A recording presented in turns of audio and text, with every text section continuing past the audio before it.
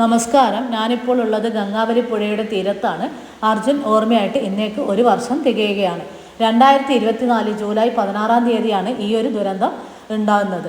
കേരളക്കാരെ ഒരുമിച്ച് നിന്ന ഒരു സമയം, ജാതിമതം ഭേദമന്യേ എല്ലാവരും ഒരുമിച്ച് പ്രാർത്ഥിച്ച ഒരു സമയമായിരുന്നു അതെന്ന് പറയുന്നത്.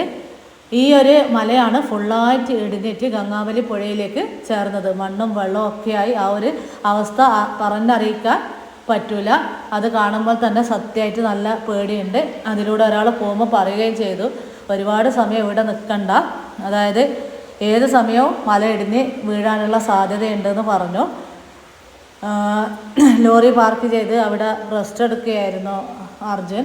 അപ്പോഴാണ് ഈ ഒരു അപകടം ഉണ്ടായിട്ടുള്ളത്. ഇപ്പോൾ ഈ ഒരു സ്ഥലത്ത് ഒരു ചായക്കട ഉണ്ടായിരുന്നു. അപ്പോൾ ആ ഒരു ദുരന്തത്തിൽ ആ ചായക്കടയും അവരും അങ്ങനെ ഒരുപാട് ആൾക്കാർ അപകടത്തിൽ പെട്ടു.